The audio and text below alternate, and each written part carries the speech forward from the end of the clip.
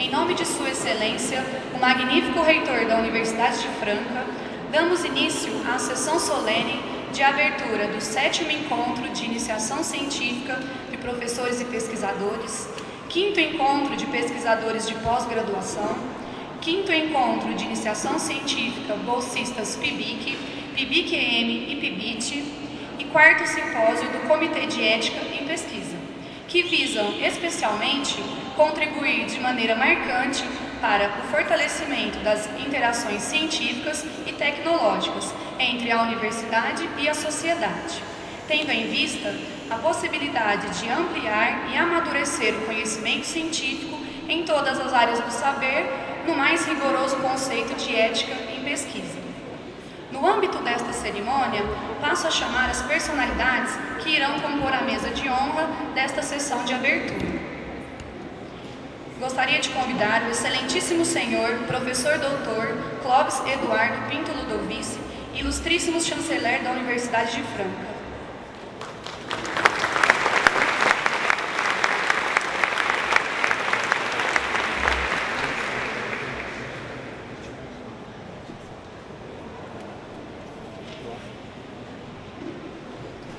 Excelentíssimo senhor, professor Arnaldo Nicolela Filho, magnífico reitor da Universidade de Franca.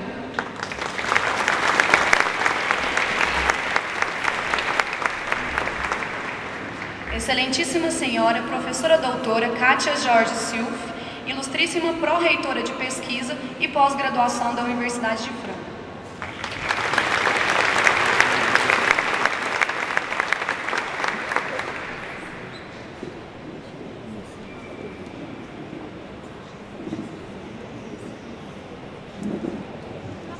Excelentíssima senhora professora Elizabeth Toso, ilustríssima pró-reitora de extensão da Universidade de Franca.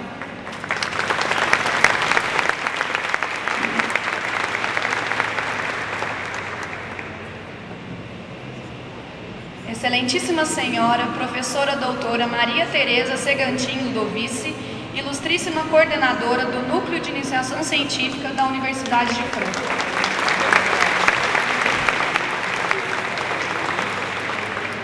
Excelentíssimo senhor professor Dr. Carlos Henrique Gomes Martins, ilustríssimo coordenador do Comitê de Ética em Pesquisa da Universidade de Franca e presidente dos eventos.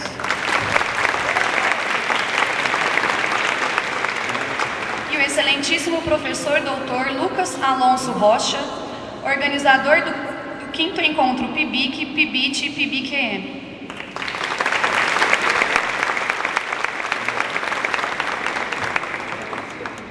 Senhoras e senhores, dando sequência a esta sessão solene, damos a palavra ao ilustríssimo chanceler da Universidade de Franca, Dr. Clóvis Eduardo Pinto Ludovici.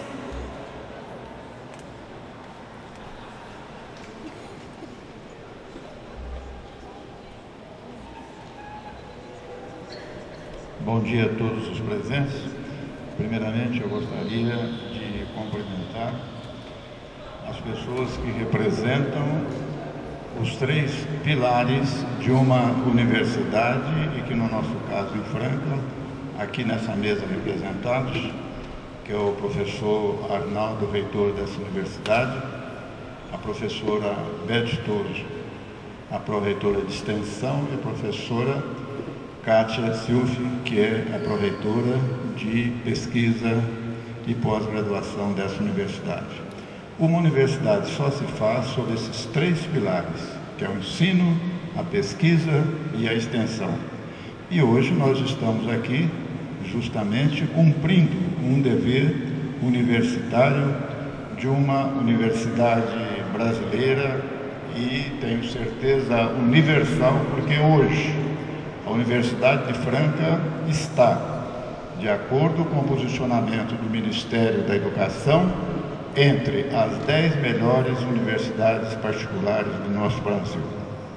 Eu saúdo então nessa oportunidade o professor Arnaldo, a professora Kátia, a professora Beth Toso, aqui presente, o professor Carlos Henrique Gomes Martins, que é o coordenador do Comitê de Ética e o presidente desse evento que hoje nós estamos participando.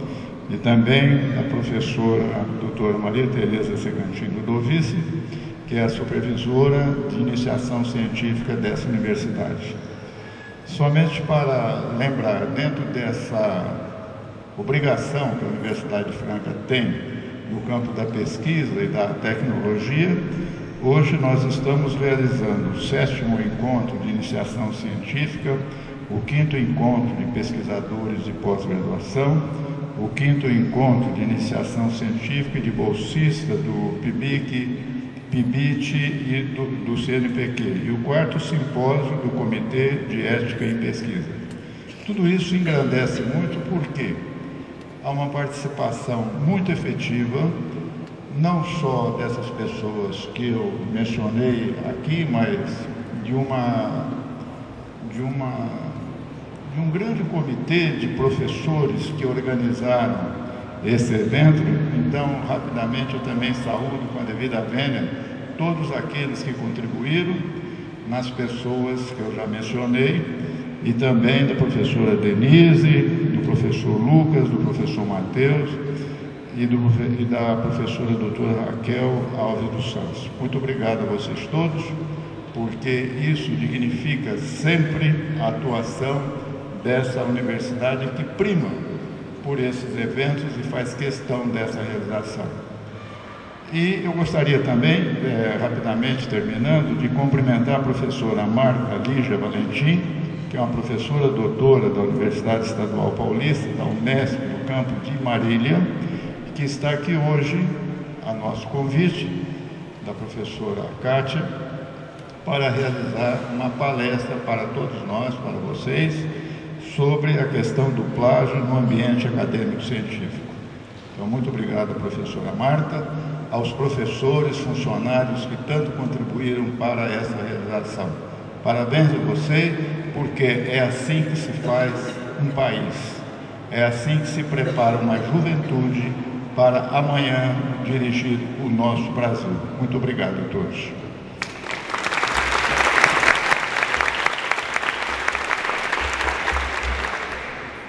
Senhoras e senhores, neste momento damos a palavra ao magnífico reitor da Universidade de Franca, o professor Arnaldo Nicolela Filho. Bom dia a todos, sejam todos muito bem-vindos.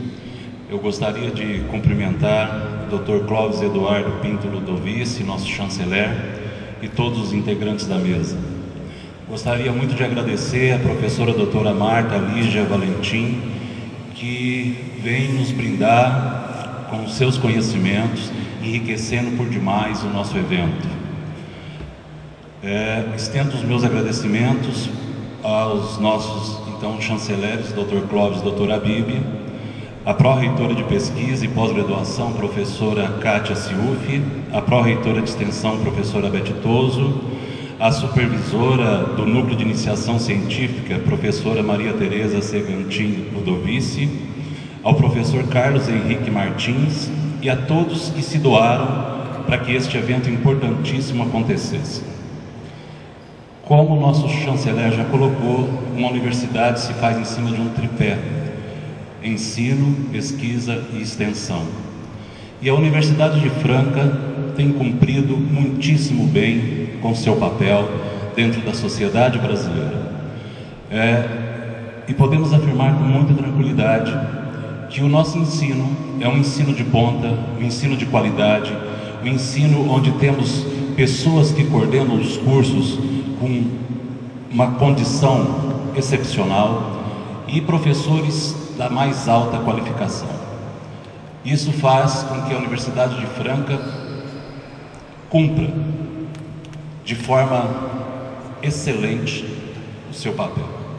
Na área de ensino, portanto, essas questões são muito bem vividas e postas para que todos possam se beneficiar.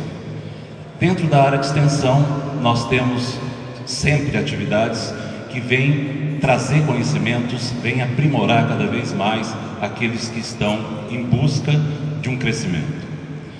E esse evento, ele vem mostrar, junto com a área de pesquisa, o quanto nós nos preocupamos em fazer algo que beneficie de fato toda uma sociedade. Então, o papel social da Universidade de Franca também está sendo muito bem cumprido. E em relação à pesquisa, nós só temos que nos orgulhar cada vez mais. Em cima da pesquisa, em cima da inovação, em cima da tecnologia, em cima de todo esse aparato que nós temos, é que nós hoje podemos nos orgulhar de estarmos entre as 10 melhores universidades particulares do Brasil e entre as 3 melhores universidades particulares do estado de São Paulo. Esse evento é um evento que particularmente me emociona, porque eu dou de cara o tempo todo com pesquisadores tarimbados e renomados, com jovens pesquisadores e com aqueles que estão iniciando, que estão namorando a pesquisa. Então é muito... Obrigado. Então é uma satisfação imensa poder olhar para todos vocês, principalmente para essas carinhas jovens que estão em busca de um crescimento maior, mas não no sentido apenas pessoal, pelo contrário, no sentido de fazer com que tenhamos uma sociedade cada vez maior, mais justa, melhor de se viver. Então é um evento que de fato me orgulha muito enquanto reitor dessa instituição e, insisto, fico bastante emocionado em poder ver vocês todos aqui, os trabalhos expostos, e fico contente mesmo de poder estar participando diretamente desse processo. Muito obrigado a todos e com certeza esse evento já é um sucesso.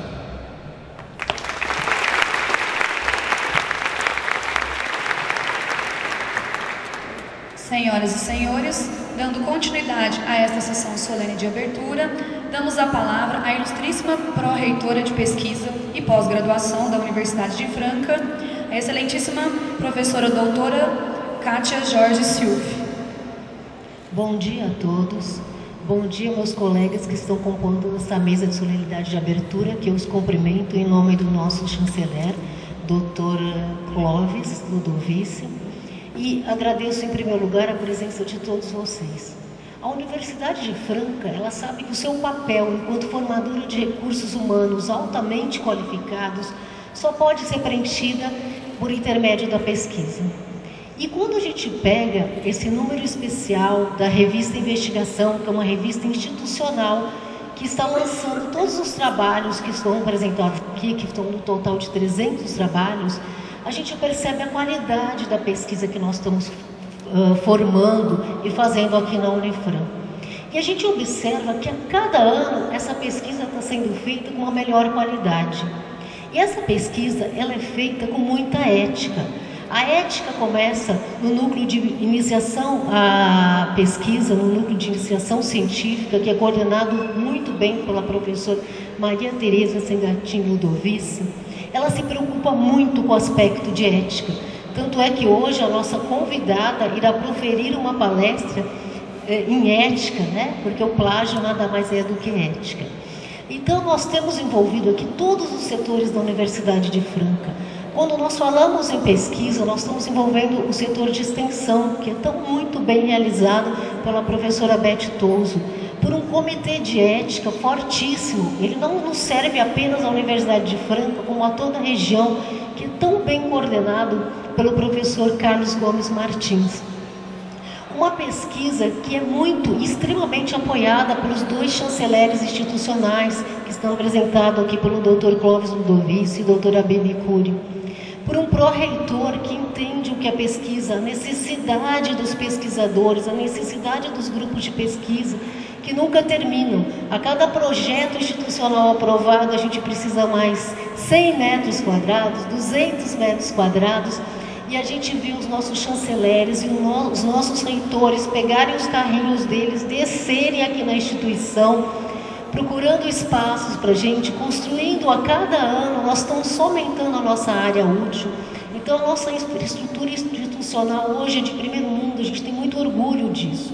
Os projetos de pesquisa desenvolvidos pelos nossos pesquisadores dos 4 programas de pós-graduação que nós temos aqui, eles são muito bem amparados pelas agências de fomento. Os trabalhos são sempre premiados, temos alunos extremamente bem empolgados, e isso nos dá muito orgulho.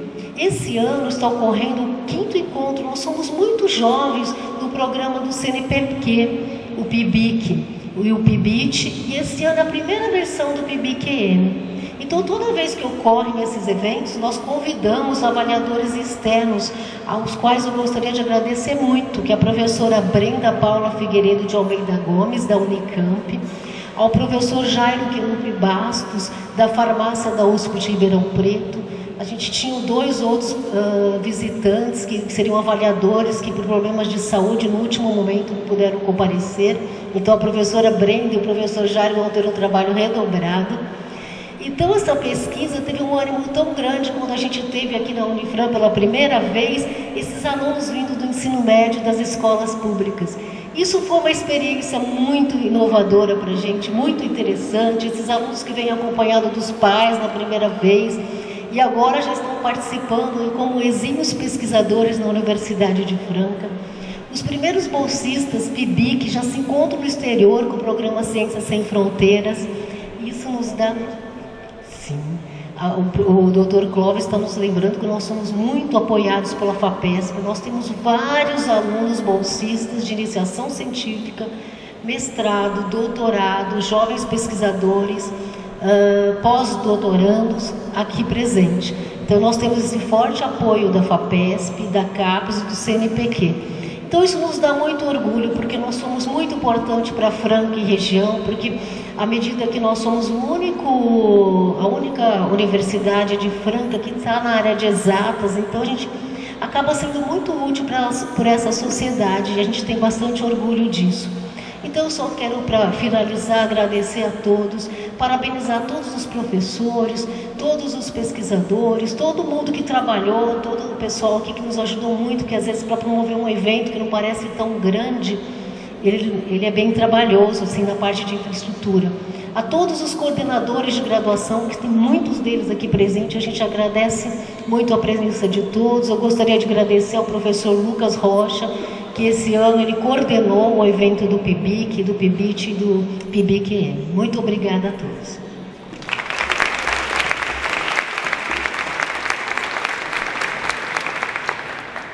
Senhoras e senhores, para encerrar essa solenidade, damos a palavra ao coordenador do Comitê de Ética e presidente dos eventos, o excelentíssimo professor Dr. Carlos Henrique Gomes Martins. Bom dia a todos, bom dia aos membros dessa mesa. E para mim está difícil, o último a falar, eu não tenho muito mais o que falar. Mas eu não posso deixar de aproveitar essa oportunidade para agradecer muito.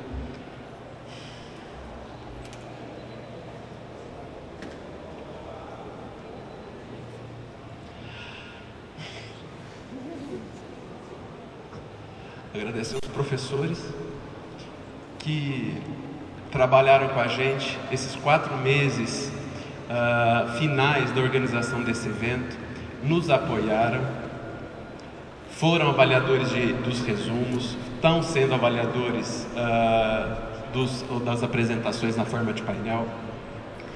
Então, eu fico muito feliz de saber que eu posso contar com essa equipe que a gente chama de Universidade de Franca, e dizer que se esse evento está sendo realizado, esse evento é para vocês, é para os alunos, é a oportunidade que a gente tem de poder encontrar e saber o que está sendo produzido nessa universidade. O tamanho da universidade às vezes não permite que nem as pessoas se encontrem muitas vezes. Então, eu só posso dizer muito obrigado. Muito obrigado a vocês pela competência, seriedade com que têm nos ajudado, contribuído para o desenvolvimento desse evento. Agradecer principalmente, eu não posso dizer os 100 nomes dos professores que nos ajudaram, mas eu gostaria de deixar homenageados, através dos professores, a professora Colete Fonseca, que foi ímpar. Eu não precisei nem pedir ajuda a ela, e ela me deu uma mão, ajudou, colaborou, fez um trabalho brilhante. A professora Denise Crispim, que organizou a revista, a publicação desse suplemento da revista Investigação, e a professora Luciana Casimiro, que foi a presidente desse evento há 2 anos atrás. Sem a participação dela, as orientações dela, também a gente não teria chegado a esse fim tão brilhante que a gente está encontrando. Então, mais uma vez, muito obrigado. Obrigado vocês, alunos que têm participado, estão aqui para aprender um pouco sobre pesquisa, saber como é que se funciona esse universo.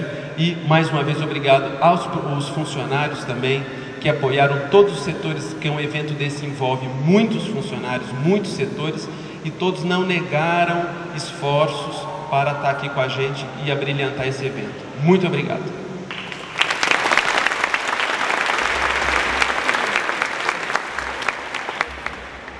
E assim, com a mensagem do professor Dr. Carlos Henrique Gomes Martins, encerramos neste momento a solenidade de abertura do evento.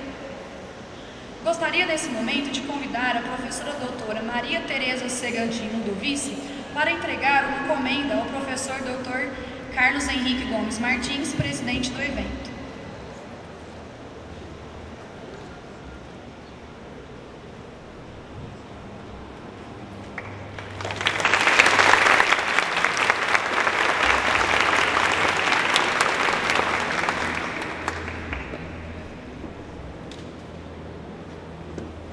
Convido o professor Arnaldo Nicolela Filho para entregar uma comenda à ilustríssima palestrante, professora doutora Marta Lígia Pomin Valentim.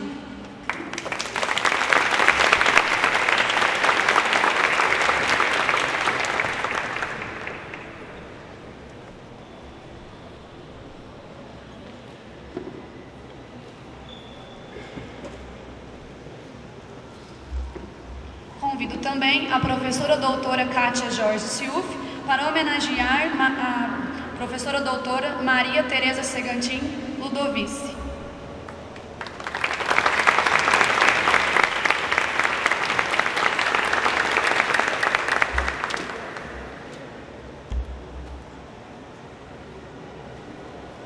Neste sentido, desfazemos a mesa dos trabalhos, convidando as autoridades a ocuparem seus lugares para melhor participarem da palestra.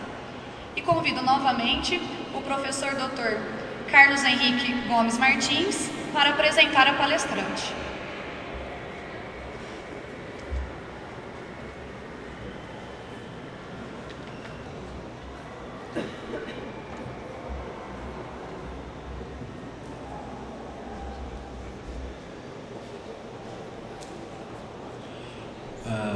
Eu gostaria então de convidar a nossa conferencista de abertura, a professora doutora Marta Lígia Valentim. A professora Marta é mestre pela PUC de Campinas, doutora em Ciências da Comunicação pela ECA da Universidade de São Paulo e pós-doutora pela Universidade de Salamanca. Vice-coordenadora do Programa de Pós-Graduação em Ciências da Informação da Universidade Estadual Paulista do campus de Marília, e exerceu vários cargos na área de gestão da informação. Coordena o projeto de pesquisa Ambientes e Fluxos de Informação em Ambientes Empresariais e é bolsista de produtividade em pesquisa do CNPq. Professora Marta, sinta-se em casa. Muito obrigado por ter aceito o nosso convite e poder contribuir com sua experiência e seu conhecimento. Toda a comissão organizadora agradece muito a sua participação. Muito obrigado.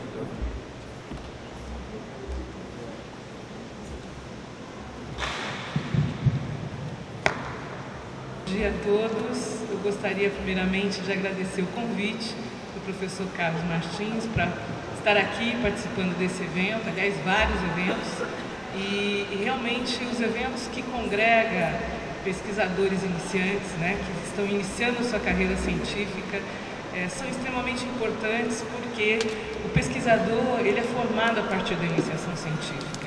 Então é um prazer estar aqui, espero contribuir de alguma maneira com esse evento. E vocês não reparem se eu, de vez em quando, utilizar um própolis na minha garganta, porque eu não estou com a garganta muito bem. Então, vou pedir desculpa, mas talvez em algum momento eu tenha que usar, tá? Perdão por isso, mas são coisas que a gente não controla, gripe, garganta, essas coisas que são do ser humano, da nossa vida, da nossa realidade. Então, vamos lá. Essa palestra, eu vou abordar a questão do plágio no ambiente acadêmico científico. Vou destacar um pouquinho o que está acontecendo no mundo em várias áreas, não só na área acadêmico-científica, e o que está acontecendo no Brasil. Então, de uma forma geral, eu vou trazer um panorama para poder de algum modo, trazer uma reflexão para a gente sobre essa situação, que não é uma situação só brasileira, mas uma situação mundial. Então, quando a gente pensa em construção de conhecimento científico, a gente começa a fazer essa trajetória de pesquisa, de construção de conhecimento, a partir exatamente da iniciação científica. É o primeiro contato que a gente tem com o desenvolvimento de uma temática, de um objeto, de fenômenos que, a partir desse aprofundamento, dessa reflexão, possibilite a construção de um novo conhecimento. Esse conhecimento construído, é lógico que ele vai interagir com o que já existe. Ninguém faz pesquisa científica, ninguém constrói conhecimento sem olhar o que existe sobre aquilo. Então, essa interação do sujeito com a ciência, com o que nós temos posto, que está acumulado aí e construído por diversas pessoas de diferentes países, diferentes áreas, é extremamente importante para que a gente possa, a partir do que existe, avançar, inovar, né? Incrementar. Então, a interação nossa, enquanto pesquisador, com a ciência, com aquilo que existe, é fundamental. E nós temos, evidentemente, nessa relação, nessa interação, saber de que maneira que essa interação deve ocorrer e, obviamente, essa interação ela tem que ser pautada numa ética em pesquisa, né? E, sem dúvida nenhuma, quando nós pensamos no acadêmico, no científico, a ética ela tem que ser a base da nossa conduta.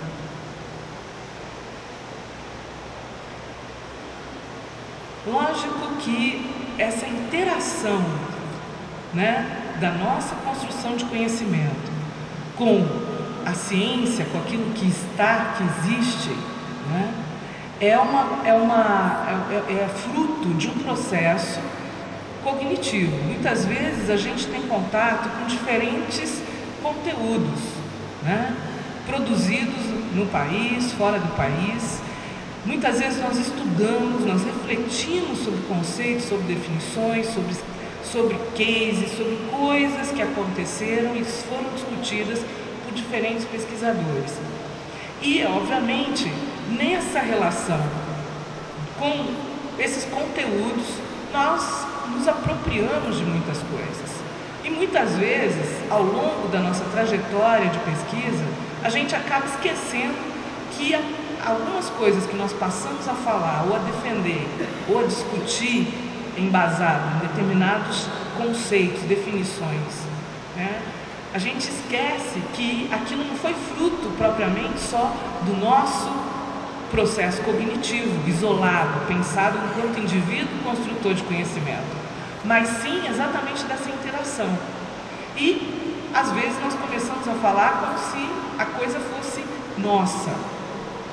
Então, a gente precisa reconhecer no processo de construção de conhecimento aquilo que de fato é inovador, aquilo que nós agregamos, aquilo que nós incrementamos e aquilo que nós trouxemos, que nós nos apropriamos para poder discutir. Isso é uma questão de visualização do que de fato é nosso e do que não é.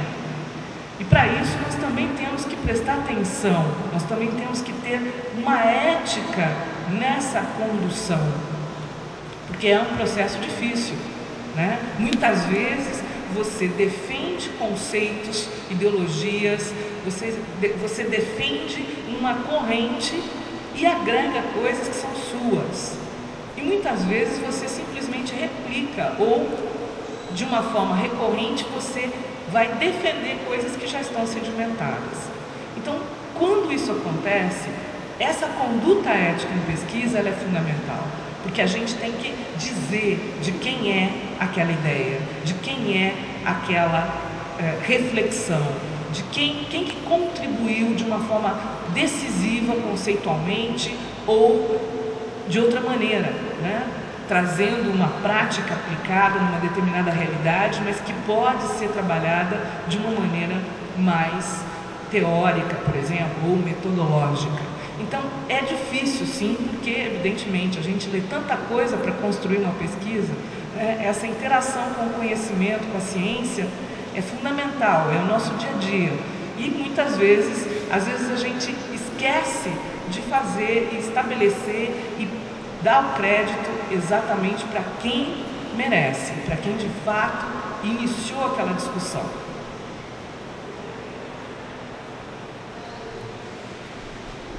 Bem, a ética, então, ela, sem dúvida nenhuma, é extremamente importante para tudo na nossa vida, não só no âmbito acadêmico-científico, mas em todos os momentos da nossa vida, né? O ser humano deveria agir pautado, baseado numa ética, né? E no mundo acadêmico-científico isso não vai ser diferente, isso é extremamente importante. Quer dizer, nós precisamos ter uma conduta ética no que tange às ações de construção de conhecimento e, portanto, o ambiente acadêmico-científico, que é aquele que propicia essa construção. E, lógico, eu tenho visto que a discussão da ética, ela tem vindo com muita força, né, já há pelo menos 20 anos, justamente para que se coloque a ética no seu lugar merecido, né? No seu destaque, como deve ser, como deveria ser. Isso é extremamente importante, porque se nós pensarmos, por exemplo, na sociedade independente de ambiente acadêmico-científico, há uma crise ética, né? A gente vê isso na política, a gente vê isso na economia, nós vemos isso em outros segmentos da sociedade, né? Na própria conduta, às vezes até familiar, na conduta com o outro, na relação com o outro. Então a ética, ela deveria realmente voltar com força total, como está acontecendo, e no ambiente acadêmico-científico isso é traduzido de uma maneira mais importante ainda, principalmente para países que têm desenvolvido pesquisa no intuito de crescer, no intuito de se, vamos dizer assim, de algum modo levar para o mundo aquela capacidade de inovação, aquela capacidade de construção de conhecimento para a melhoria da sociedade como um todo, como é o caso do Brasil, como é o caso da China e outros países que estão nesse processo de desenvolvimento.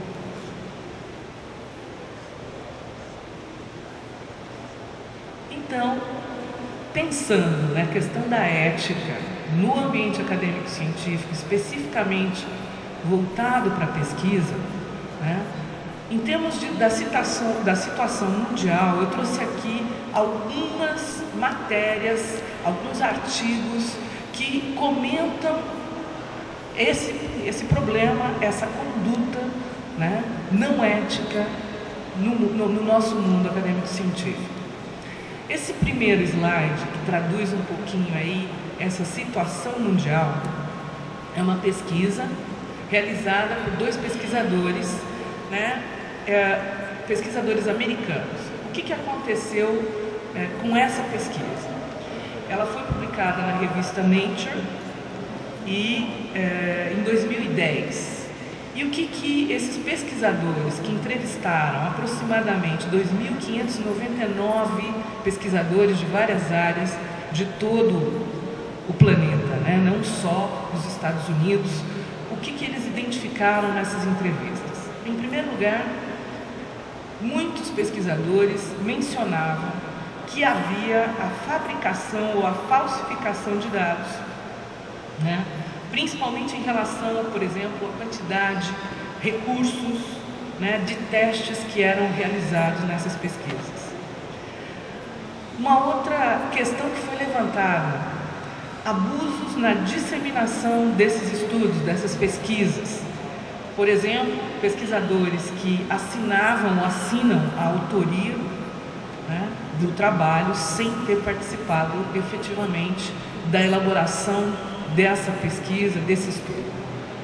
Um outro item que foi mencionado por esses pesquisadores pesquisados, né, esses 2.599 pesquisados, é de que, de algum modo, aconteceu ou de uma maneira efetiva, ou parcialmente, ou integralmente, né, o plágio. Como, por exemplo, utilizar textos que já tinham sido anteriormente publicados, sem identificar a fonte, sem identificar a autoria verdadeira. Uma outra questão ainda apontada por esses pesquisadores foi o viés intencional da pesquisa, ou seja, evitar tipos de metodologias ou experimentos que de algum modo pudessem não validar a hipótese inicial, por exemplo. Então veja, essa pesquisa feita por esses dois americanos demonstram uma grande parcela de pesquisadores que de algum modo já haviam praticado o que nós, de alguma maneira, destacamos como não ética em pesquisa, né? Atitudes que não são éticas. E pesquisadores de várias áreas. Então, essa situação apresentada por eles na revista Nature demonstra que isso está acontecendo de uma maneira bastante recorrente no mundo inteiro, independente da área científica.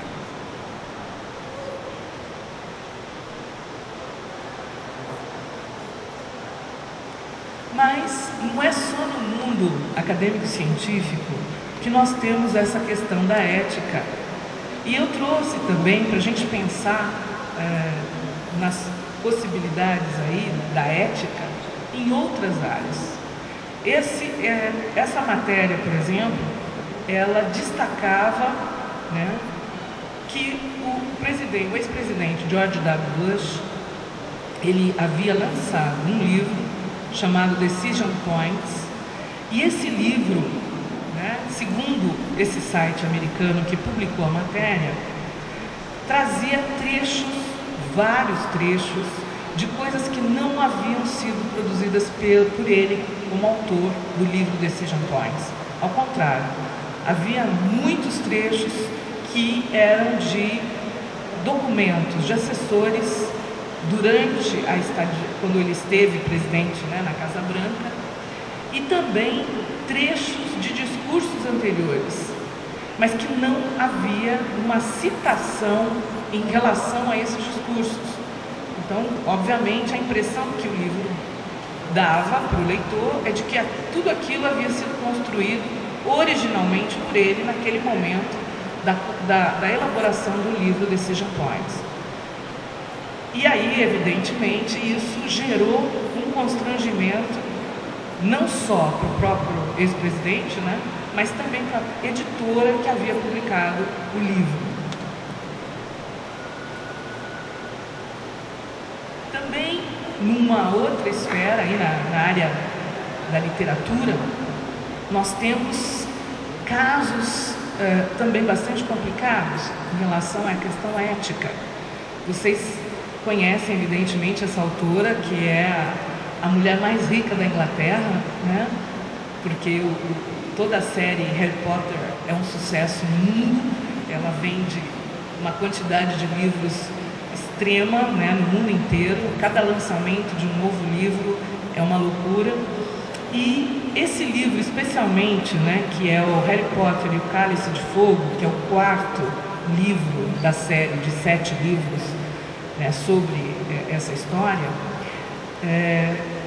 um representante, uma pessoa que detém os direitos autorais de um autor bastante conhecido na Inglaterra, chamado Adrian Jacobs, que publicou vários livros infanto-juvenis e juvenis, nessa mesma linha, né, da Rowling, entrou com um processo contra ela e a editora, né, dizendo que esse livro, especificamente o quarto da série de 7, trazia, na verdade, algumas coisas que já tinham sido publicadas por ele em livros anteriores, né?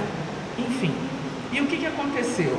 Obviamente, a editora dela, né, fez toda uma defesa, mas esse processo está em andamento na Inglaterra, ou seja, ele não foi julgado ainda, mas o processo está correndo. Apesar da editora ter entrado com um pedido para que cancelamento desse processo, o juiz que detém todos os documentos não cancelou porque ele entendeu que precisaria haver uma investigação mais aprofundada sobre a denúncia. Então esse processo ainda está correndo na Inglaterra. E ela, uma autora extremamente, assim, no mundo inteiro conhece o trabalho dela, os livros e o sucesso que ela tem, que ela possui a partir dessa história do Harry Potter. Então, uma situação no mundo literário, né?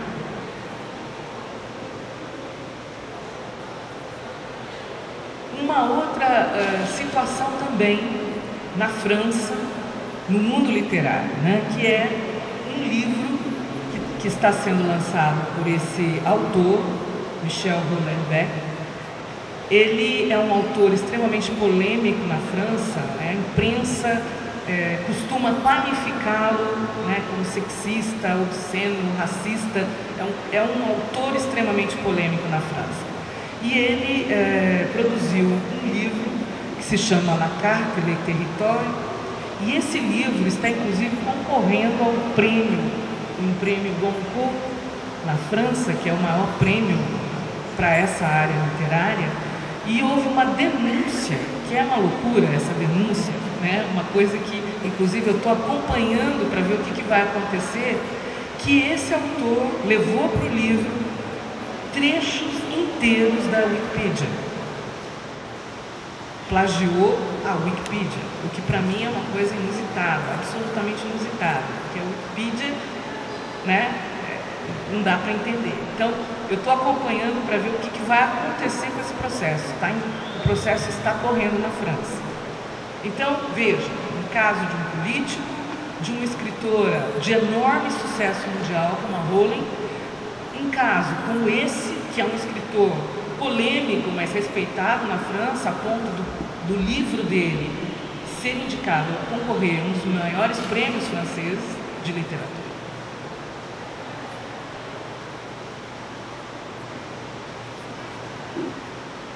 E no âmbito da... Então, claro, isso é importante destacar para vocês perceberem que nós temos muitos casos que não estão só no âmbito da pesquisa, do ambiente acadêmico-científico. Isso está também ocorrendo em outras áreas. Mas é claro que o nosso foco aqui é o ambiente acadêmico-científico. Então, claro, se a gente traz isso para o nosso ambiente, sem dúvida nenhuma, nós temos que destacar alguns aspectos, né? Em primeiro lugar, que nós estamos numa sociedade cartesiana. Nós temos aí uma herança, né, de Descartes, né? Então, para nós, o quantitativo, a métrica, ela é importante, sim. A nossa sociedade trabalha muito com essa lógica cartesiana, né?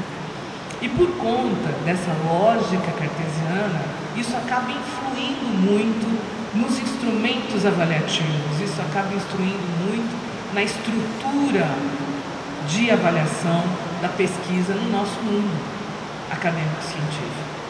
E acaba que essa realidade, de algum modo, tem contribuído sim para que práticas não éticas na pesquisa acabem sendo desenvolvidas, né? Então, claro, existe toda uma conjuntura que nós não podemos, vamos dizer assim, separar dessa realidade acadêmico-científica que nós estamos vivendo, principalmente os países em desenvolvimento que querem, de algum modo, enfim, mostrar a sua competência, a sua capacidade em desenvolver pesquisa, como é o caso do Brasil, né?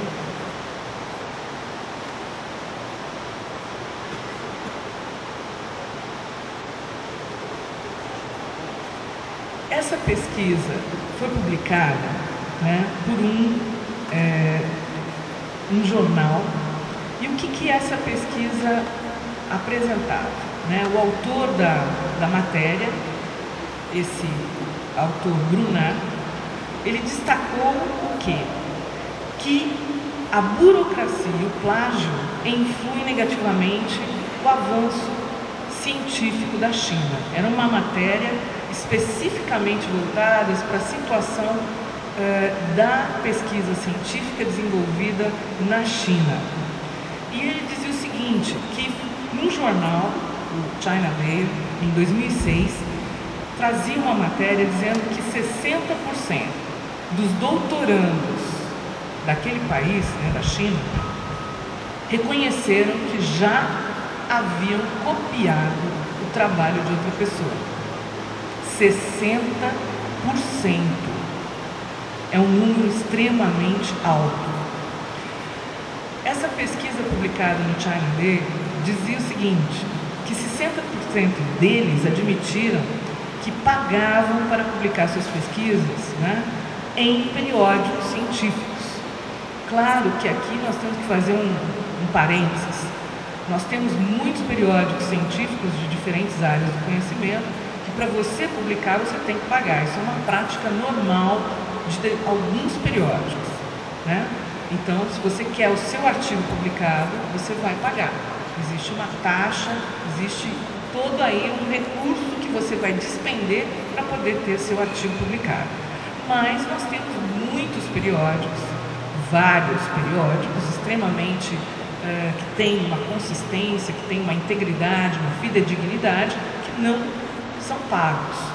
Mas, obviamente, esses doutorandos, eles procuravam essas revistas porque o pagamento para ser publicado era um facilitador da possibilidade, Claro que esse artigo ia sofrer também avaliação, mas a possibilidade dele ser publicado é maior, Porque geralmente os avaliadores indicariam quais seriam as questões que precisariam ser refeitas ou ajustadas e depois ele seria submetido novamente e assim publicado. Uma outra coisa que era destacada nessa matéria é que havia um relato de um pesquisador da Universidade de Pequim e esse professor, ele declarava que nas universidades chinesas havia uma pressão extrema em termos da publicação, É aquela frase que a gente usa muito, que é publicar ou perecer, Publish or perish, que é algo que os pesquisadores, os docentes de todas as universidades do mundo têm sofrido, que é publicar, tem que produzir. E ele destacava, esse professor da Universidade de Pequim, destacava exatamente isso, que lá um professor que não tivesse, que não atendesse a quantidade exigida, no ano de produção científica, que ele era, de algum modo, ele era, vamos dizer assim, penalizado. Havia um tipo de perseguição. E, inclusive, esse professor, ele passava a não ter o respeito de toda a comunidade científica. Então, uma questão muito complicada. Por quê? Porque ele dizia que isso era um fator influenciador das pessoas cometerem várias atitudes ou comportamentos não éticos para tentar atender exatamente essa quantidade exigida pela Universidade de Pequim.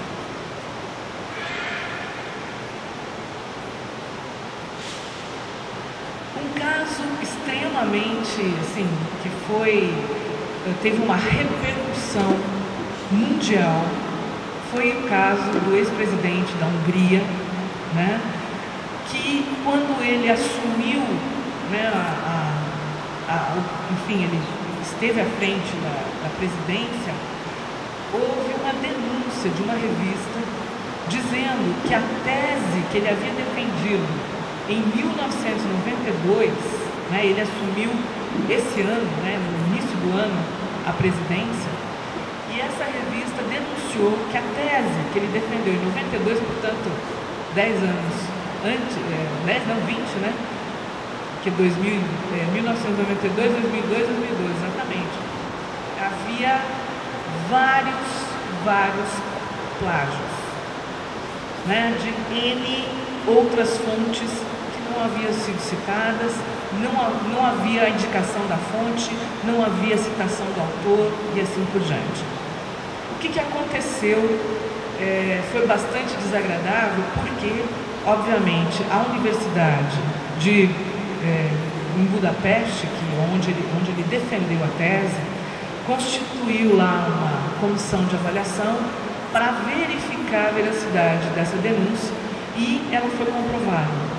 Ela foi comprovada, e a partir dessa comprovação, o que aconteceu? Eles simplesmente retiraram o título de doutor, né? E aí ele perdeu esse título, a tese dele foi desqualificada como tese, e isso causou um constrangimento tamanho que ele pediu a demissão do cargo maior daquele país. Então foi extremamente chocante, porque uma pessoa que tinha um prestígio, uma pessoa que tinha uma trajetória acadêmico-científica, que tinha um respeito de todos os segmentos, né, daquele país, de repente perde essa possibilidade de estar à frente do país, mas mais do que isso, perde inclusive a própria credibilidade como pesquisador, como uma pessoa que havia contribuído para o desenvolvimento daquele país. Então, extremamente difícil, uma situação extremamente difícil, e depois de tantos anos, né, que ele já havia defendido. E até a gente fica perguntando, e as pessoas, por exemplo, que utilizaram a tese dele, que citaram a tese dele, como é que ficaria essas pessoas que utilizaram o que ele discutiu? É muito complicado.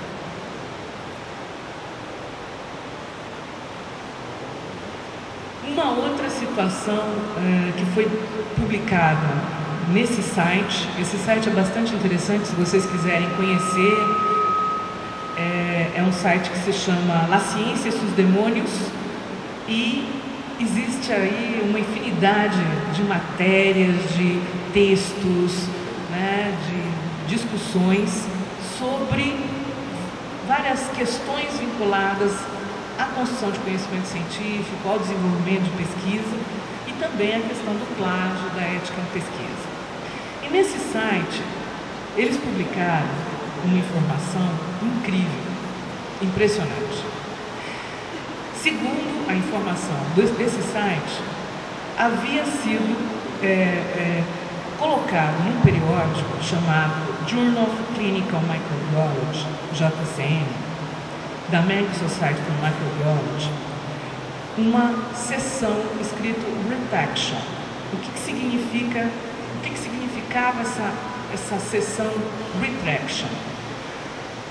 Ela geralmente traz retratação de pesquisadores que publicaram na revista indicando alguns erros, mas erros assim, olha, nós fizemos um teste, um ensaio, publicamos no nosso artigo os resultados XYZ, só que depois de outros testes verificamos uma inconsistência em tal coisa, ou seja, é uma seção que permite para o pesquisador corrigir alguns dados e resultados de pesquisa por conta de alguma inconsistência na própria aplicação do instrumento ou do teste realizado. Mas essa retraction chamou a atenção dos gerenciadores desse site, porque era extremamente complicado aquilo que eles viram, e eles reproduziram isso no site. Se bem que se vocês acessarem o periódico, vocês também terão acesso a isso. A retratação, ela dizia o seguinte, eu vou ler para vocês. Como esta foi redigida pelos próprios autores do artigo científico. Com esta nota, nos retratamos em relação ao artigo. Depois da publicação do artigo, nos demos conta de que esquecemos de criar o artigo citado, o artigo de Colombo et al., 2006. Esse artigo deveria ter sido citado na referência 9, ao invés do outro artigo citado no mesmo autor, de 1999. Além disso, percebemos, após a publicação do nosso artigo, que a maior parte do artigo havia sido plagiado, literalmente, de Colombo et al., 2006. o professor Cisterna e o doutor Espeleta expressam sua mais sincera desculpas ao professor Colombo e seu grupo brasileiro, à comunidade científica internacional e aos leitores do periódico JCM por esta situação tão embaraçosa. Além disso, queremos deixar claro que Jesus Guiné, Júlio Garcia Rodrigues, Juliana Esperalva e Benito Regueiro não deveriam aparecer como coautores deste trabalho, uma vez que contribuíram apenas fornecendo dados clínicos dos pacientes, mas não tinham nenhuma relação com a redação da publicação. Ou seja, o que significa uma retratação desse tipo numa revista do porte da JCM?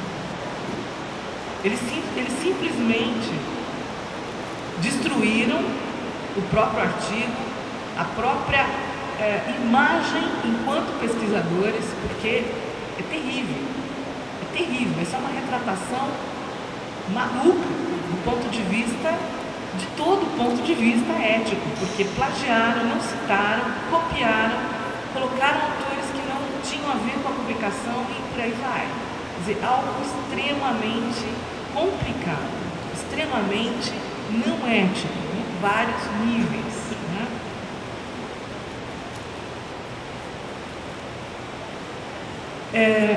Essa também é uma matéria publicada por Rivera, né, sob o título Ciência Chinesa Duplicada na Galícia. O que ele informava? Que no periódico Journal of Chemical Engineering Data, da Associação da American Chemical Society, retirou 2 artigos de pesquisadores da Universidade de Vigo por estes copiarem textos já publicados por autores chineses. Agora existe uma seção em alguns periódicos que se chama despublicação, que é quando se identifica plágio de artigos científicos e aí se despublica, entre aspas, né, o artigo. Então, segundo a matéria, um grupo de pesquisadores da Universidade de Vigo, na Espanha, publicou 2 artigos científicos que reproduziam, um deles integralmente, né, e o outro parcialmente, textos científicos já publicados anteriormente e que tinham sido elaborados por pesquisadores chineses. O periódico comunicou oficialmente a decisão de retirar os 2 artigos do grupo espanhol, né, por tratar-se de publicação duplicada. Então, esse é um termo que está aparecendo no mundo científico, publicação duplicada, para não dizer plágio, publicação duplicada. Esclarecendo que quantidade significativa de conteúdos dos artigos, né, haviam sido previamente publicados por diferentes autores em outros periódicos, né, e os editores da revista, né, Journal of Chemical Engineering Data, sancionaram os pesquisadores espanhóis, condenando-os por 2 anos a não submeter artigos nessa revista. Eles ficaram proibidos por 2 anos de enviar artigos.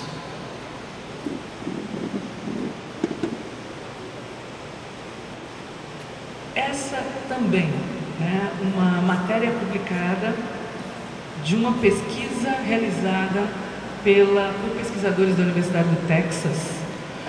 E essa pesquisa, ela varreu a base de dados Medline. Para quem não conhece essa base de dados, é uma base de dados da área de saúde, da área de medicina, né? Congrega vários campos científicos dessa área. Uma das melhores bases de dados desse segmento. E eles varreram a base de dados Medline utilizando um software chamado ItBlast. Esse software, o que ele faz? Ele varre o universo pesquisado, nesse caso a Medline, e ele começa a mapear similaridades, textos que são similares, e trazem isso para que uma pessoa, uma equipe possa analisar. Bom, esse pessoal que fez esse trabalho identificou 207 pares de artigos com sinais evidentes de plágio dentro da base de dados Medline. E aí o que eles fizeram? Eles pegaram esse material, fizeram uma análise e descobriram 70 mil citações altamente similares, né? Então, varreram tudo isso, fizeram um questionário e enviaram para autores de 162 pares de artigos similares, para ambos, e para os editores da revista, né? Justamente pedindo que eles se pronunciassem a respeito disso. E aí, eles, enfim, desses questionários que foram enviados, né, eles tiveram resposta de alguns editores e autores. E o que eles perceberam? Em alguns casos, os editores se surpreenderam. Não tinham noção de que isso estava acontecendo, não tinham a percepção de que isso ocorria no âmbito do periódico. E não tinham, inclusive, nenhuma decisão editorial com relação a isso. Como punir, ou se pune, ou se não pune, ou se despublica, não tinham ideia do que fazer. E outros já tinham uma estrutura um pouco mais, vamos dizer assim, bem formalizada em relação aos procedimentos éticos. No caso Brasil, o que é importante?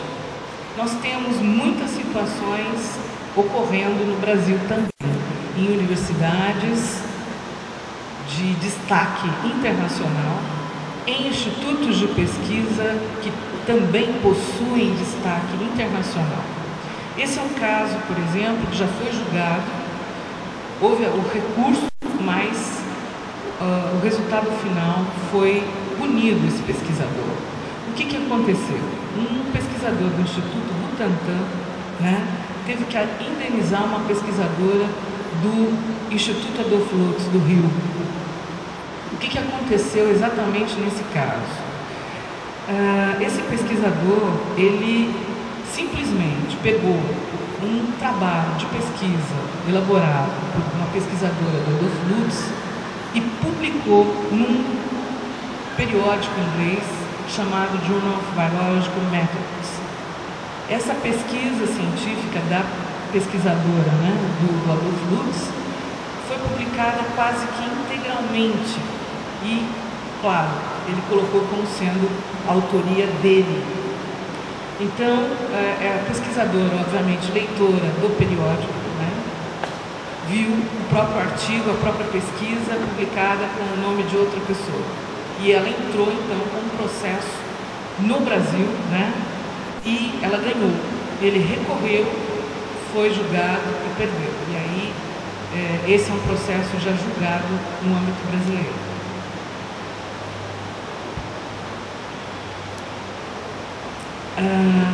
Esses dois autores, Mioto e Lopes, publicaram no Caderno de Ciência da Folha de São Paulo uma matéria dizendo que, por exemplo, no caso dos Estados Unidos, há uma agência internacional que cuida da conduta não ética em pesquisa, do plágio em pesquisa. E essa agência, ela verifica essas questões de fraude, julga, né, e define, vamos dizer assim, a punição ou a retratação, o que tem que ser feito, inclusive em termos legais. Mas que mesmo assim, por exemplo, no caso dos Estados Unidos, que possui essa agência e que ela trabalha todos esses aspectos, mesmo nos Estados Unidos, houve um crescimento de quanto que é mesmo ali? Basicamente 11 artigos científicos de não, esse aí é um outro caso, desculpa, eu já estou confundindo as coisas. Esse é um pesquisador da Unicamp, perdão. Essa matéria que saiu é de um pesquisador da Unicamp que foi descoberto 11 artigos com identificação de fraude. Essas publicações foram feitas em periódicos da Elsevier, que é a maior editora de periódico científico do mundo, né, em termos de diferentes áreas do conhecimento. E aí o que aconteceu? Foi identificado, foi denunciado a fraude nesses artigos. E a Elsevier constituiu uma comissão independente para avaliar a denúncia.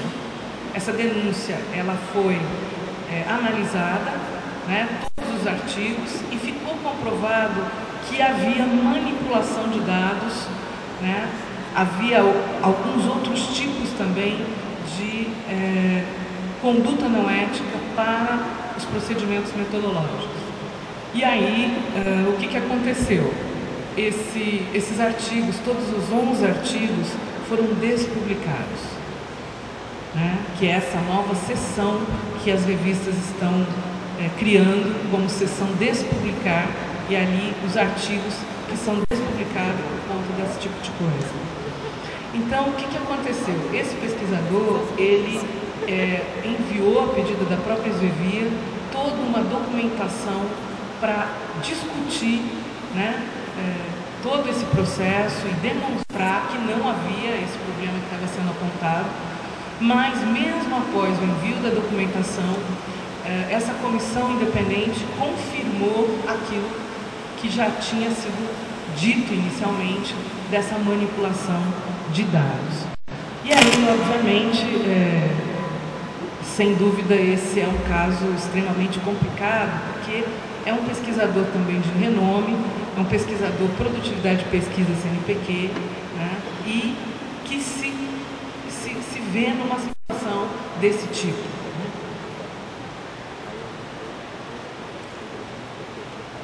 Aí agora sim, né? E aí, como eu estava dizendo, essa agência americana, ela já atua há bastante tempo, e mesmo os Estados Unidos, tendo essa agência regulamentada, com toda uma infraestrutura para avaliar, né, a conduta ética em pesquisa, eles informaram que cresceu 161% os casos de fraudes ou de plágio ou de algum tipo de conduta não ética em pesquisa nos Estados Unidos, né? No caso brasileiro, por exemplo, no nosso país, nós não temos uma agência que faça esse trabalho, né? Geralmente, o que acontece quando observa-se uma conduta não ética, ou plágio, ou fraude? Geralmente, a própria revista, ela faz análise e pune esses autores, esses pesquisadores, e geralmente faz, inclusive, uma denúncia para a própria instituição desse pesquisador. Então, dentro da universidade, dentro do Instituto de Pesquisa, se abre uma sindicância para verificar a responsabilidade, né, desse pesquisador, desse professor. E claro, sem dúvida nenhuma, nós não temos, no caso brasileiro também, uma indicação de quantos casos ocorrem por ano, né? Em que áreas isso ocorre, ou quais as áreas que isso é mais recorrente. Então, nós não temos informação para poder avaliar corretamente de que maneira isso está acontecendo no país, né? Então, isso é uma coisa que deve ser feita, que deveríamos ter, obviamente, dentro do âmbito do CNPq, da CAPES, da FAPESP, das agências, recursos que possibilitassem essa avaliação, né? Isso é importante.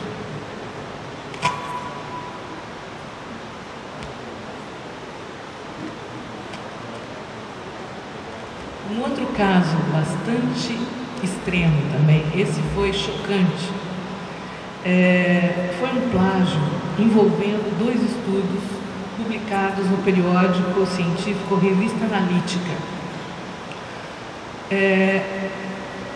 Esse caso é bastante complicado porque, assim, esse pesquisador da Universidade Federal do Rio Grande do Norte, ele pegou um artigo feito, elaborado por pesquisadores da Universidade Federal Fluminense, ele mudou o título e copiou da primeira à última letra e publicou o artigo nessa revista analítica. Os autores, os pesquisadores da Universidade Federal Fluminense, quando viram, foram pelo título do artigo, porque tinha a ver com a pesquisa deles, e quando eles abriram o artigo, era o artigo deles. Então, eles tinham publicado o artigo na revista Química Nova da Sociedade Brasileira de Química, né? E eles levaram isso ao conhecimento dos editores da revista Química Nova, que por sua vez entrou em contato com os editores da revista Analítica, pedindo uma retratação, obviamente, pedindo que aquilo fosse retirado da revista. Então, os editores da revista Analítica retiraram, despublicaram esse artigo, dois, na verdade foram dois, despublicaram e puniram esse autor a não publicar também por um período. E os pesquisadores da Universidade Federal Fluminense entraram com um processo junto à Justiça Comum contra esse pesquisador. Agora, esse caso é chocante porque, além de, quer dizer, ele simplesmente copiou da primeira à última, não é que ele plagiou trechos, não é que ele pegou pedaços, não, era o artigo ipsis literis, idêntico, ele mudou o título, ou seja, há inclusive uma falta de bom senso, de juízo crítico, porque como é que você pega um texto de pesquisadores brasileiros e publica no Brasil, na mesma área, quer dizer, ele achou que as pessoas não iam ver, como assim? É uma coisa incrível isso, incrível, né? Quer dizer, a gente não consegue avaliar o que levou esse pesquisador a fazer isso, porque não é possível que ele não tenha feito um raciocínio minimamente lógico em relação a essa questão, né?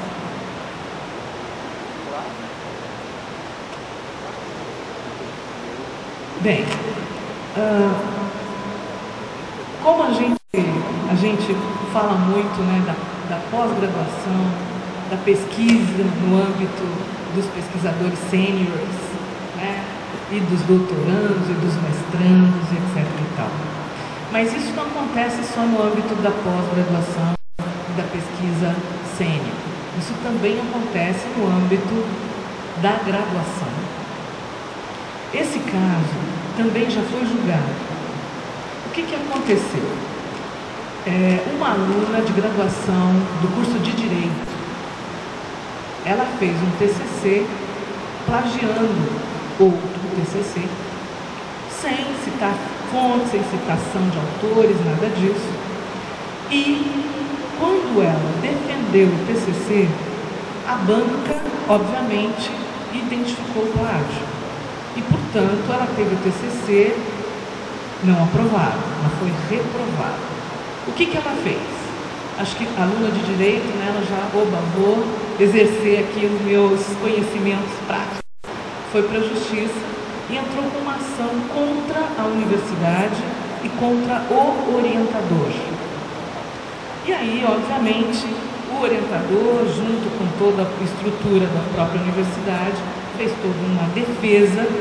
E como é que ficou então o julgamento? Eu reproduzi aqui uma parte para vocês verem, né? Ela foi penalizada, ela teve que pagar uma multa, né? Pequena, mas ela pagou uma multa. E a relatoria do processo dizia o seguinte, né?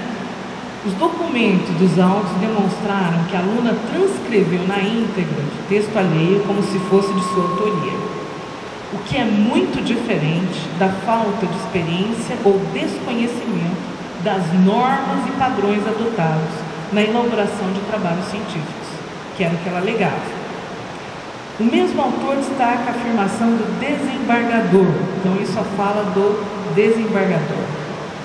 Ainda que o orientador tenha sido omisso e negligente, não se pode acreditar que um aluno universitário, né, prestes a obter o bacharelado em Direito não tenha a mínima noção de que escrever um trabalho não é o mesmo que copiar um texto de outro e apresentá-lo como próprio, principalmente quando se trata de trabalho tão importante e sério ao menos assim deveria ser encarado por alunos e professores, como é o trabalho de conclusão de curso.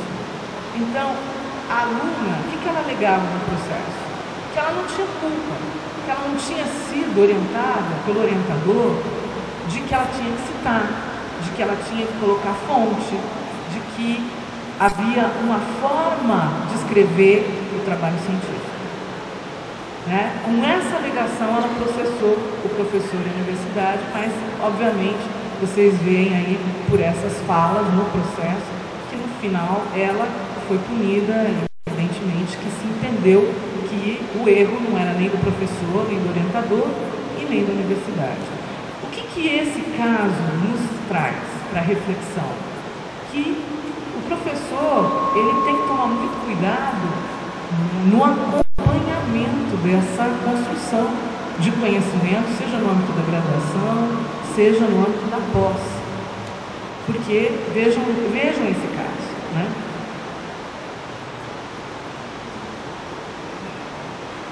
Então, o que a gente quer destacar no âmbito da graduação?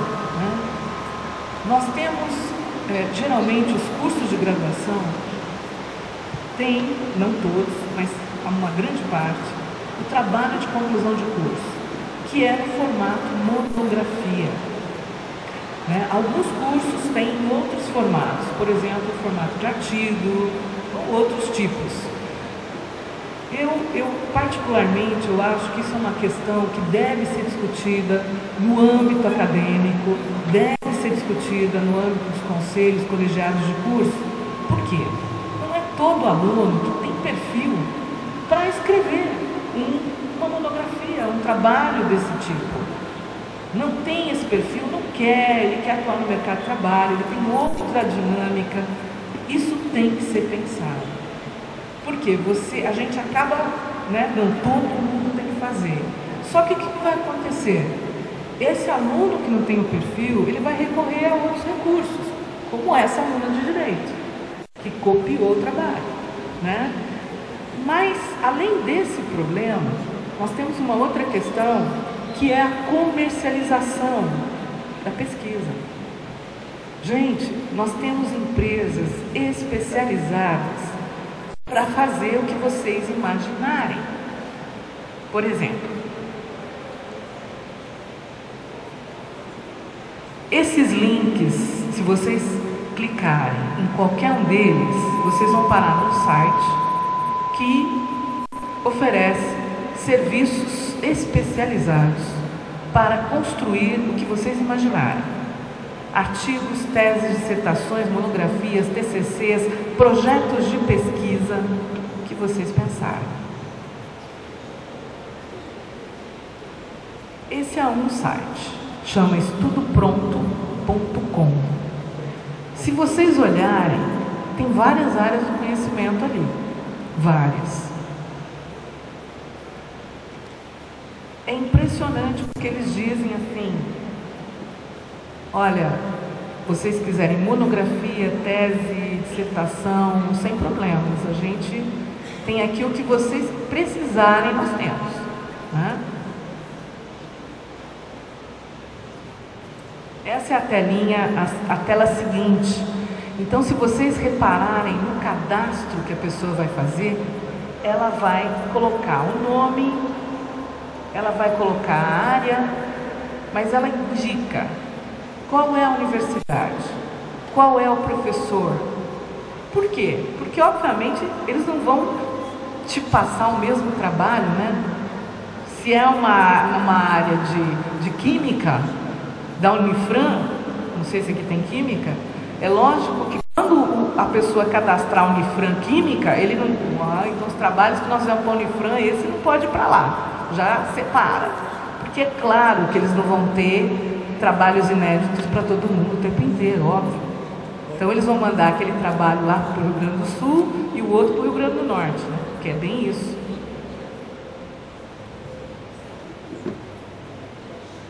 Esse é outro site.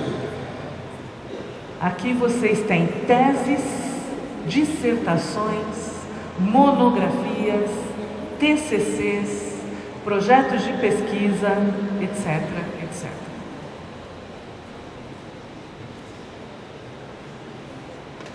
Esse é outro. Monografias e dissertação.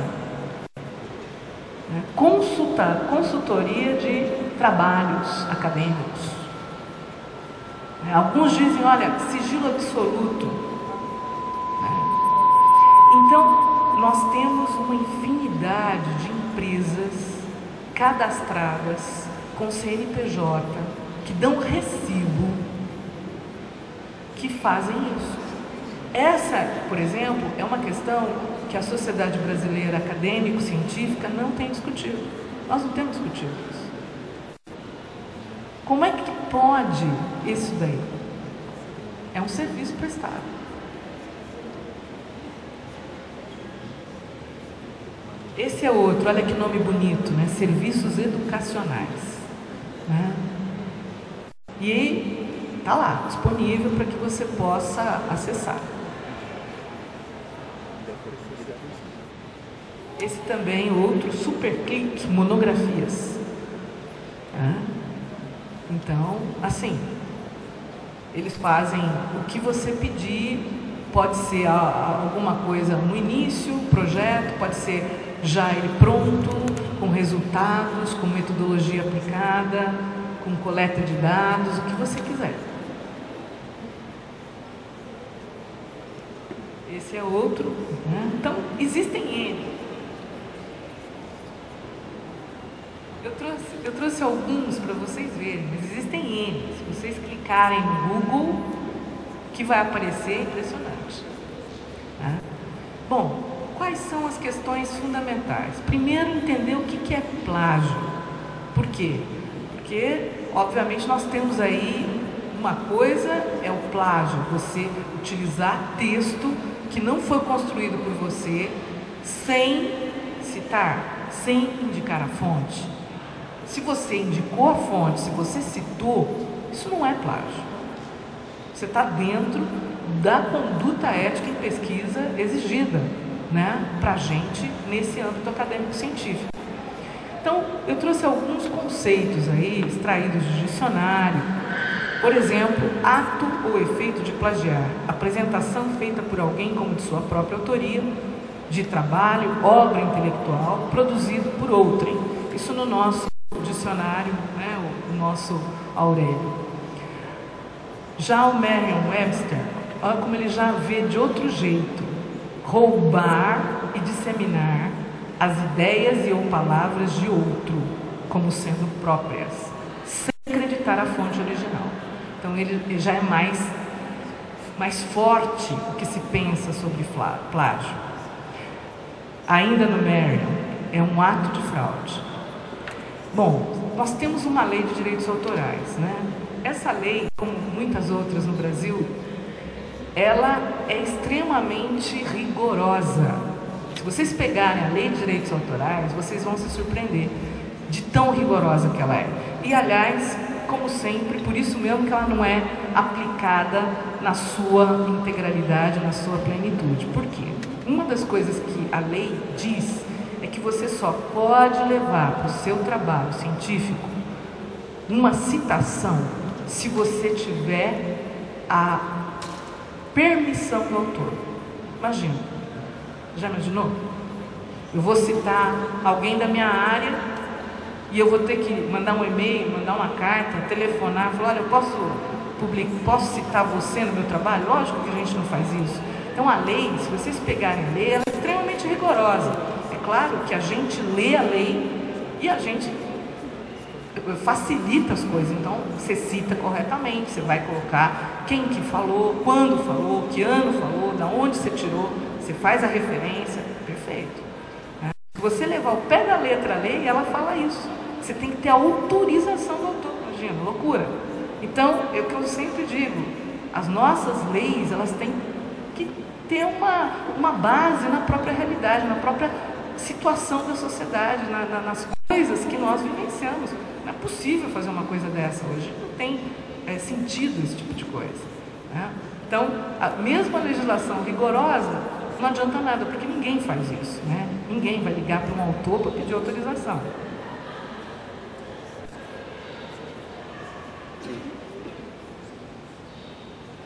Bem, que então pode ser considerado um plágio?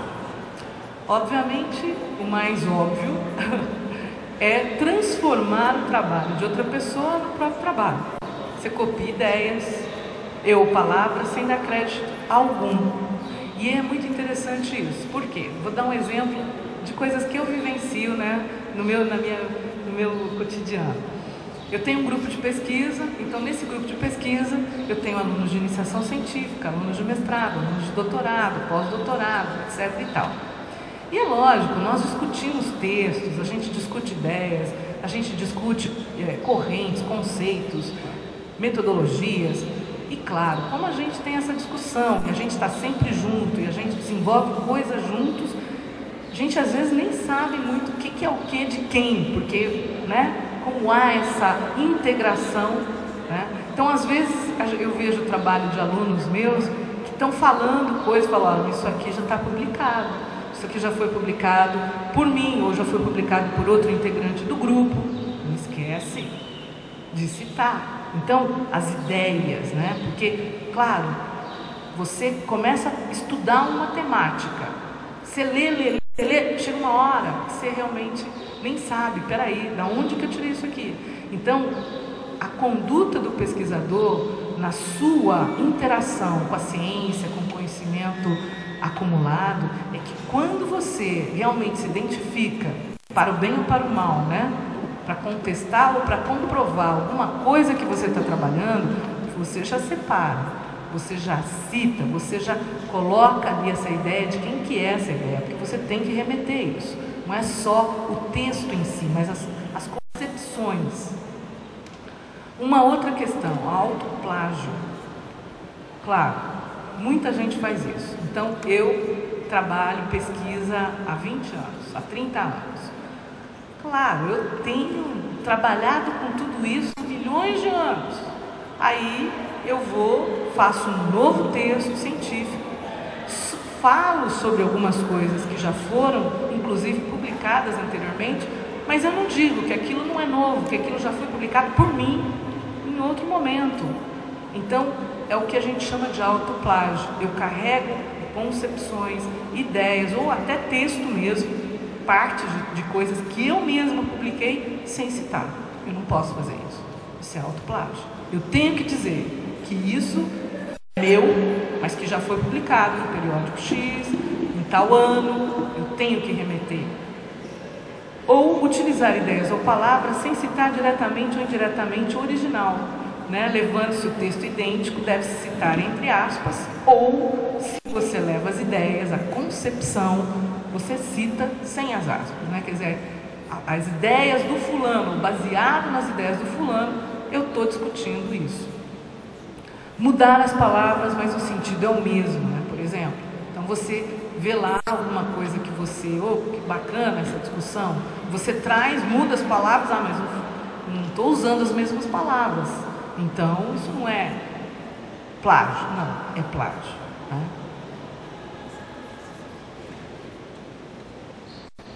A citação, né? Então, claro, ela tem, evidentemente, um papel extremamente importante no âmbito da pesquisa acadêmico-científica, que é informar de que maneira você se embasou para fazer as discussões que você está fazendo.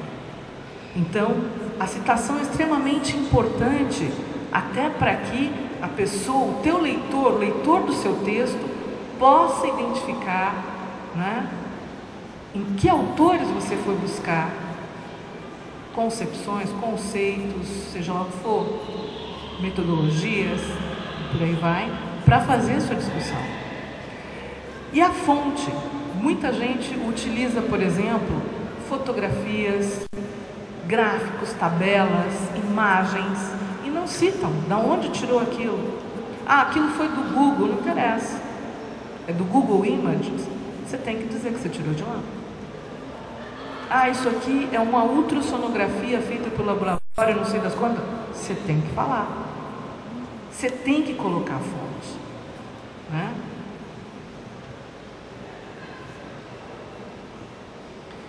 Bom, os editores de periódico, como vocês podem perceber por toda essa essa sistematização que eu apresentei aqui da realidade do mundo acadêmico-científico, os editores estão em maus lençóis, sim. Porque quando a gente recebe um artigo, a gente tem que ter todo esse cuidado. Isso não é fácil para o editor, porque como é que ele faz isso? Como é que ele checa se ele não tiver uma equipe que trabalhe com ele, se ele não tiver recursos, ferramentas tecnológicas para trabalhar isso com ele? Como é que ele vai fazer? Ele vai ter que fazer uma varredura em bases de dados, em periódicos? Como é que ele faz? Então, é uma situação extremamente delicada para os editores, porque eles também são responsabilizados. Aquele caso da revista analítica, o processo foi em cima da revista analítica. O editor teve que responder judicialmente. É complicadíssimo. Ele não viu, ele não prestou atenção, ele não checou. Então, os editores precisam de apoio nesse sentido.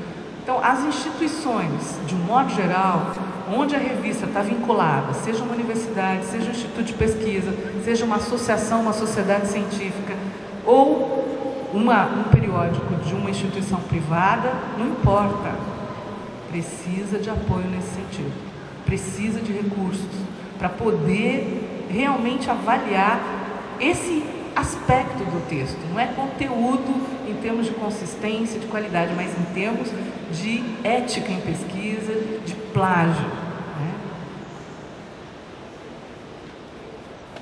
Os professores de pós, a mesma coisa. É claro que a relação depende muito, né? Cada orientador, cada orientando tem o seu jeito de trabalhar, né? Claro que se você vai acompanhando devagarinho esse trabalho, esse crescimento do trabalho, e você tem um contato forte com o aluno, você consegue perceber, não, peraí, essa parte do texto aqui, você não está esquecendo de citar alguém, não. Você reconhece que não é a escrita dele, você reconhece que não foi ele, que não é o estilo de escrita daquele aluno. Então você tem condição de falar, peraí, isso aqui, não, realmente eu peguei tal lugar, esqueci e tal. Então você vai fazendo esse controle. Mas muitas vezes, esse aluno, ele já vem utilizando desde o projeto submetido ao programa de pós-graduação, aqueles sites que vocês viram aqui. O projeto já é objeto de uma compra. Não foi ele que escreveu. E aí os trabalhos, a gente vê na disciplina, porque a gente pede os trabalhos, ele vai trabalhar aí. Não, ele também encomenda os trabalhos da disciplina, gente. E depois você vai pedindo, me traz aqui o referencial teórico. Ele chama, pede lá, o pessoal, ele vai te trazendo. Você não tem como controlar isso. Agora os procedimentos metodológicos, ele te traz. E assim por diante. Então como é que você checa isso? Então, os professores de pós, puxa, sem dúvida nenhuma, precisa também de apoio. Tem que ter apoio em relação a isso. E são ferramentas tecnológicas que vão possibilitar isso. No caso da pesquisa de graduação, idem. Os TCCs, vocês viram o caso dessa menina de Mato Grosso. Ainda imputou a culpa ao próprio orientador, que ele foi incompetente, que ele não soube orientá-la. É absurdo, né? Quer dizer, o orientador ainda sai como o vilão.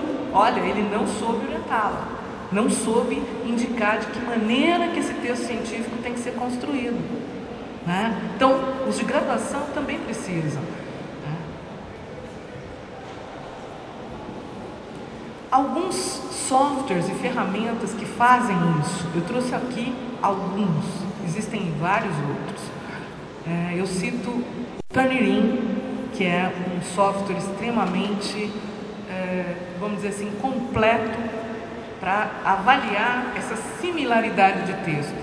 Eu acho que é importante indicar o seguinte, não é que o software vai pegar esse plágio, ele indica textos que tem similaridade. Eles varrem toda a internet, todos os bancos de dados, bibliotecas de teses, dissertações e etc. E veem textos que têm similaridade. O Turnitin, por exemplo, ele varre, identificou, ele te indica da onde ele achou aquilo. Na Biblioteca Digital de Teses e Dissertações da USP. Então eu vou lá, eu vou lá, que ele me faz o link, eu olho e vejo se aquilo, de fato, é uma similaridade, enfim, não normal, porque a discussão é a mesma, ou se realmente aquilo foi copiado. Então eu tenho condição, mas eu é que vou fazer essa análise. Ele só indica que há similaridade, e no caso do Tanirim, que é muito completo, ele indica quando é uma citação. Então eu citei fulano, e tem mais 50 trabalhos que também citaram o fulano, a mesma citação. Ele traz e indica para você. É citação, similaridade com os textos XYZ citado.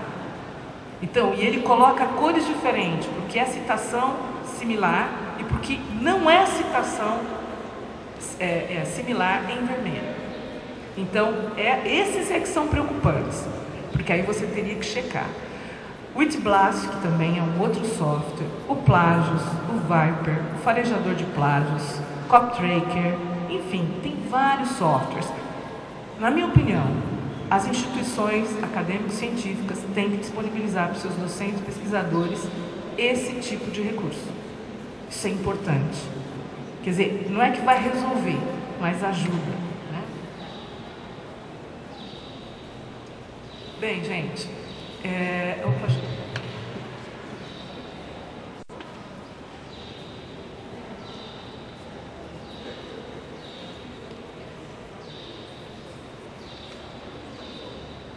Bem, gente, como considerações finais, o que eu queria chamar só a atenção para refletir, né? Para que nós possamos refletir. Primeiro, o que nós na Unicamp temos um pesquisador, o Renato Dagnino, que trabalha muito com esse termo, capitalismo científico, né? E ele discute, faz uma crítica mesmo, nessa sociedade métrica, da métrica, né? Nessa sociedade cartesiana. Nós precisamos desenvolver outros tipos de avaliação. A avaliação qualitativa, ela tem que entrar em cena.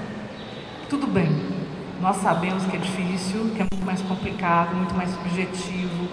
Reconheço, não é fácil fazer avaliação qualitativa. Claro que não.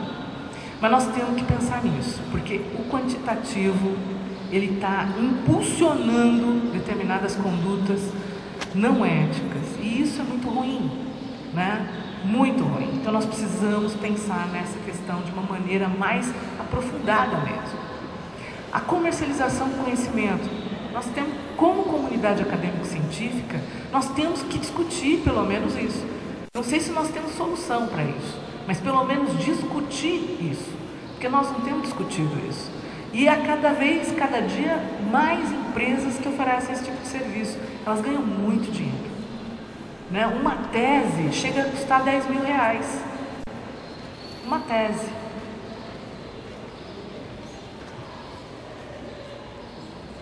Então, gente, como que nós podemos talvez minimizar a questão?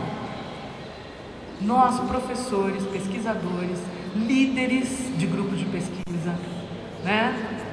Orientadores de pós-graduação e de graduação, nós temos que ter uma conduta ética, nós temos que nos pautar numa conduta ética, porque a gente forma vocês, tem muita gente de iniciação científica aqui, vocês olham quem? Vocês olham os seus orientadores, os seus professores, né? Os alunos de pós olham os seus orientadores, os seus professores.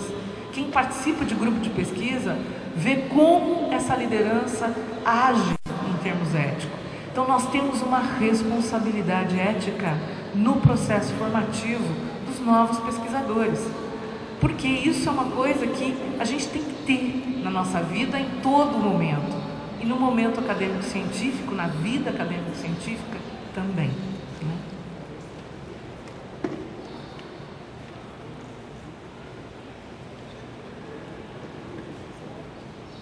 Bem, então as referências desse trabalho, o meu e-mail, e eu deixo aí para reflexão toda essa sistematização do que acontece no mundo, do que acontece no Brasil e das coisas que nós temos que refletir, né? Das coisas que nós temos que discutir em várias esferas das nossas universidades, das nossas agências e, claro, da nossa conduta enquanto professor, enquanto pesquisador, na formação do ser humano para a vida acadêmico-científica.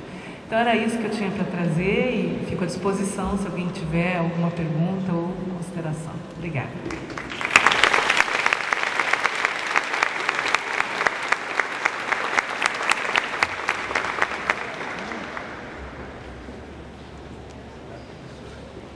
Obrigado, professora Marta. No mínimo, nós vamos sair daqui melhores do que entramos, sabendo muitas informações, sabendo onde buscar essas informações, né, professora? Isso é o mais importante. E acredito que a vossa fala contribuiu muito para que a gente repensasse a maneira de trabalhar, né? Tomar mais cuidado, a gente ter um pouco mais de atenção.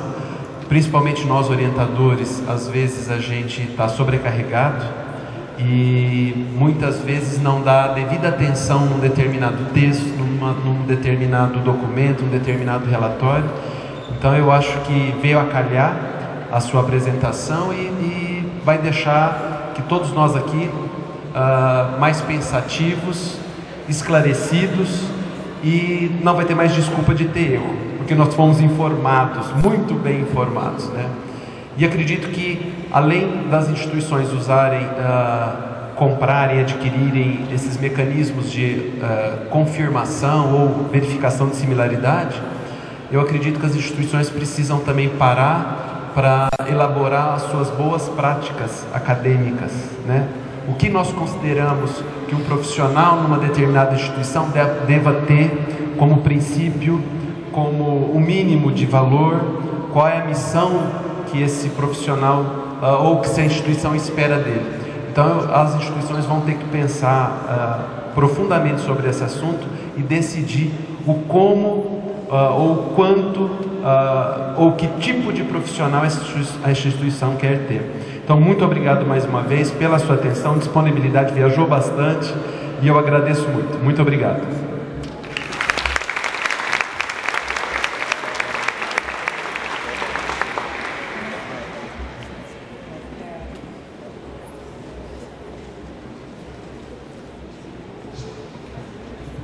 Senhoras e senhores, a todos muito obrigado pela atenção e gostaríamos de lembrar que os alunos PIBIC tem uma banca, tá? Uma comissão avaliadora que vai passar pelo painel de vocês, então vocês precisam esperar até que eles avaliem todos os painéis e os 3 melhores trabalhos serão premiados, sendo que o primeiro colocado receberá um tablet. Tá? Muito obrigada.